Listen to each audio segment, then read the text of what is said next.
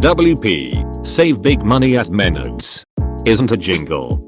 A rapper by the name of Big Money has been trapped inside of Menards for years. Through subtle hints coming from the TV, you're finally starting to understand what's happening. My name is Tom Farland. I work as a camera operator at IC Marketing Corporation. For the past 3 years I've been working on a project with Menards based around their jingle Save Big Money at Menards. In the course of this project I've discovered a serious problem. I'm recording my thoughts in this entry on the off chance that I'm not crazy. If I'm not crazy, I'll probably be next. If I'm not crazy, they have no shame. I've documented the commercials below in succession, in the order that you've seen them. Even though they've been airing months apart, the first commercial. The opening proudly displays the Menards name. In the commercial, a local shopper walks into Menards. Many Menards employees follow them inside. They all wear smiles. The camera pans to one employee who addresses the camera. "We will be there for you. You'll have so many people here to help that it will be impossible to feel alone. Save big money at Menards." The second commercial. The picture shows a local shopper named Jamal Davis. He's wearing a watch that appears quite fancy. Other notable clothing includes a diamond-studded necklace with dozens of connected dollar sign symbols. He addresses the camera. "I always enjoy my shopping experience here.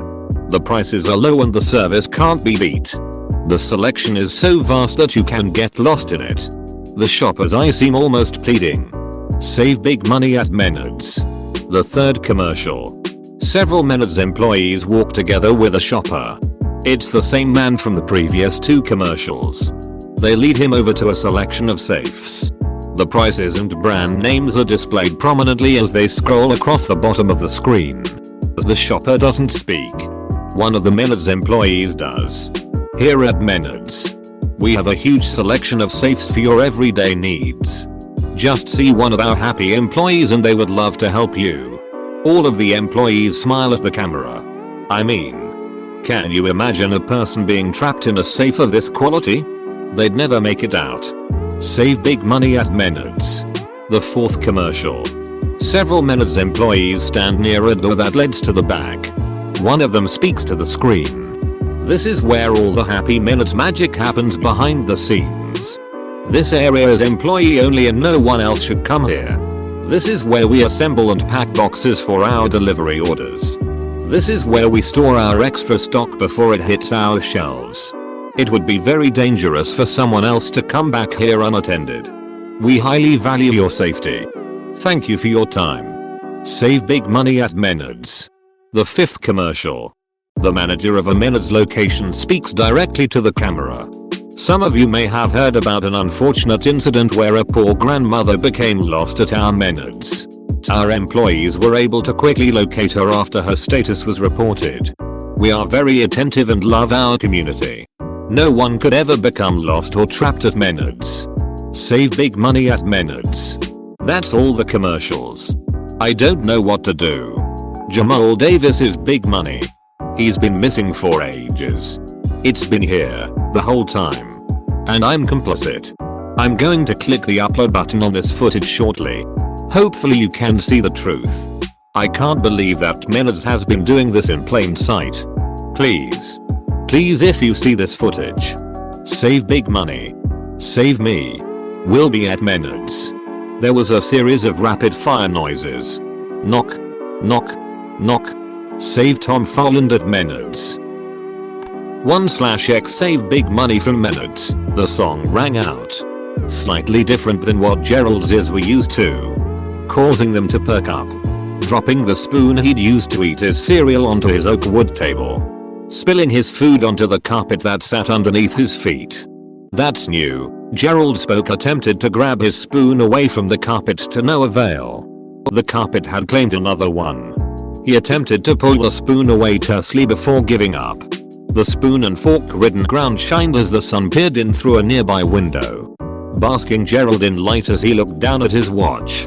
His groggy demeanor fading away instantly as he jolted up from his seat. "What's the matter, Bertha?" Gerald's overbearing mother questioned as she attempted to pry away the spoons and forks on the ground without Gerald noticing. How long have you been there for? 3 hours. Bertha spoke chippily with winced eyes as she looked up at Gerald from underneath the table. So what's bothering you? Well, firstly, I'm going to be late for work, so I might as well just take my time now. Gerald spoke laxly as he too began to tear away the spoons from the carpet. Man, Gerald spoke, ripping away a spoon with a large cluster of carpet stuck from the hilt all the way to the base of the spoon, transforming it into what could only be described as a Chewbacca spoon. Gerald turned to his mother, dropping to its cleared side accidentally, causing to become enlarged once more. I know someone who can replace our carpet if you want to. No. Absolutely. Scrumpedly not. Your father gave me this carpet for our 10th anniversary. 15 years ago, Gerald mumbled underneath his breath with a sigh as his mother continued cleaning the carpet. Bertha turned her head to Gerald, still holding her smile with a soft sigh as her winced eyes slowly widened, expressing a nonverbal sadness. He'll be back. Gerald. He's just lost, she spoke despondently as her grin slowly faded, ripping away the spoons and forks off of the carpet like a crazy person pulling out their own hair. I'm sorry, Mom. I'm sure he'll be back one day, Gerald choked out, grasping his mother's shoulder before standing to his feet. I've gotta go now. Mom. Need anything while I'm out? Just be sure to keep a lookout for your dad. I'm sure he's nearby. Bye. I know it. Alright. Mom. I will. Gerald spoke exasperatedly, heading for the door as tears trailed behind him, dribbling onto the stained carpet as his mother desperately continued to pull the silverware away from the carpet. Bring back some more silverware too, she shouted out as Gerald closed the door behind him. Okay, his muffled voice retorted as he reached the outside world. The morning sun and morning dew brought back a nostalgic sense of childhood for him as he began digging into his pockets for his car keys. His pockets jangle, yet his keys hid from him, frustrating him enough to dig deep into his pants with enough force to rip through the thin garments, only stopped by a sharp object that sat in his pants. Shit! Gerald shouted, pulling his hand out of his pocket as blood leaked down blue jeans and shirt. He digs back into his pocket, pulling out a pen pointed toward him with its sharp side up with a name written on the side of it. Menards. The place at which he worked. In a rage, he began putting pressure on both ends of the pen, attempting to snap it in half as the ink of the pen that had been encumbered inside of cheap plastic crackled and crunched. He breaks it in half, a tiny tune playing aloud as a beeping chip flashed red on the gravel ground. Save big money, save big money, save big money, the melody looped, cutting dry like a scratched record reiterating the same part of a song with a stutter. What the? Save big money with Menard, the song finished, the chip exploding on the ground as Gerald looked on in shock. Double quote. I don't have time for this. Gerald spoke aloud as he finally tore the keys free from his pockets, walking toward his car with aggravation as he started up the engine. It revved, seemingly out of battery before the radio turned on, singing the jingle once more. Save big money with Menard, the radio spoke, cutting out as a news station turn took its place. 15 years ago today, a well-known rapper known as Big Money went missing without a trace. The radio cuts off, leaving Gerald perplexed as the car finally started up.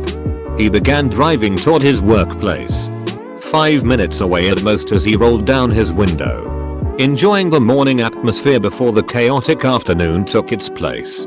He drove leisurely down the road, no more than 30 miles per hour, before reaching the parking lot of Menards. He parked his car in a reserved spot before heading in, pulling his key out of the ignition box, walking into the building with a fake smile that he'd struggled to put on this specific morning as blood continued to dribble from his palm. The 2 sliding doors of the entrance open, greeting Gerald as they squeaked with each movement they made. Alright. Where's Big Money? Greg shouted heartily, busting in through the sliding doors as all eyes sat on him momentarily before everyone resumed their daily tasks.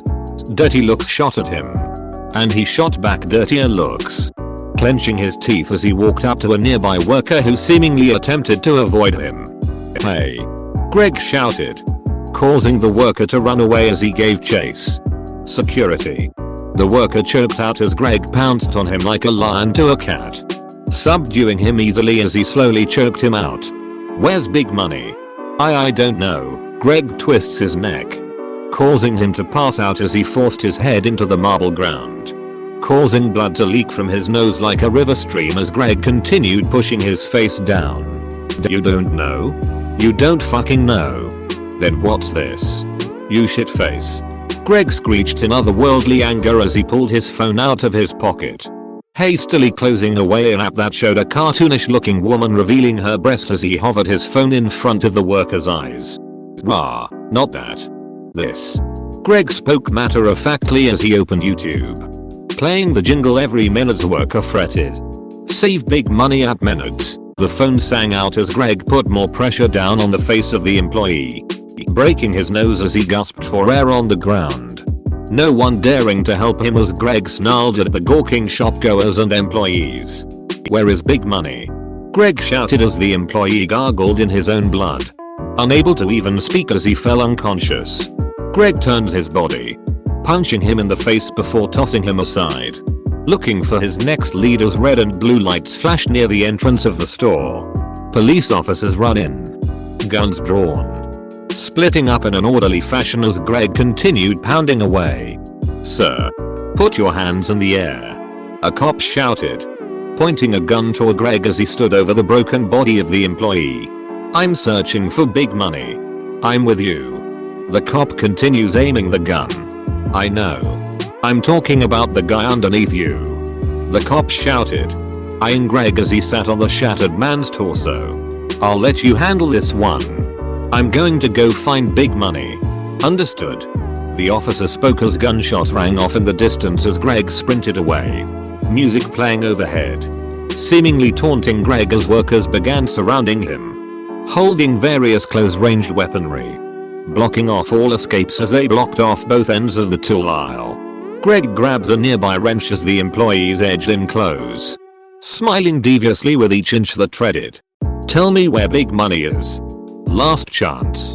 Greg spoke with determination as a fire raged in his soul, seeping out of his eyes as smoke seemingly expelled from his ears. Greg enters a fighting stance, breathing in calmly, closing his eyes to maintain focus as the air fell stagnant. Silence befalling the aisle before the employees lunged at him simultaneously. Helicopters sounded overhead, shaking the building to its core as footsteps were heard tapping against the roof of the building. The roof caves in, a SWAT team rappelling their way down a rope, surrounding Greg, vastly outnumbering the employees as they held shields around Greg, defending him from every angle. The employees give in, dropping their weapons to the ground as Greg ran ahead. Thanks, guys, Greg shouted, running toward two doors that sat at the very end of the store, waving them goodbye as he smiled. Make sure you save that son of a bitch for us. Will ya? One of the SWAT members yelled, punching one of the submissive employees in the face unprovoked, causing a large scuffle to break out between the warring factions. I'll save Big Money at any cost, Greg yelled back, holding a smile on his worn-out face as he bursted through the doors that held the cargo. The storage room was empty, only a single light bulb hovering overhead to light the room as the warehouse eerily creaked. Help! A muffled voice cried out from underneath the ground. Big Money, Greg shouted back, putting his head to the ground ear first to listen, only for the room to fall silent once more. You're here to save Big Money, aren't you? A suave voice spoke aloud, reverberating through the buoyant room, its voice only describable as a chef's kiss as loud. Echoing footsteps reverberated throughout the hollow room, comparable to a school principal coming to your classroom to meet with you personally out of disappointment. How can you save Big Money? The voice spoke, nearing Greg as he hurriedly scanned the room. When you can't even save yourself, he shouted, a laser-focused sight raining down from above onto the center of Greg's forehead. The same reason why we plant trees we'll never be able to piss under, which is so that others can piss under them for us. Greg shouted out as his once calm body shook. Foolhardy last words, he spoke, lingering on his words as an ear-deafening shot boomed. sending Greg to the stony ground as it bursted open. Greg sat on the ground, covering his ringing ears as he noticed a heavy-set man standing in front of him riddled in chains. The man speaks tersely before falling backward with a thump, his dreadlocks breaking his fall. "Save big money from Menards. Big money. How did you escape?" The suave man shouted out in utter nonplus as he reloaded his gun hastily, only to find Greg missing. "Come out," he shouted as pattering echoed through the room. He aimed down the sight of his barrel, searching every he could except for his blind spot behind himself. He turns, utterly shocked as Greg put him into a chokehold, narrowly balancing on the steel scaffolding the two of them wrestled on. "Stop. Stop. We'll both." It was too late.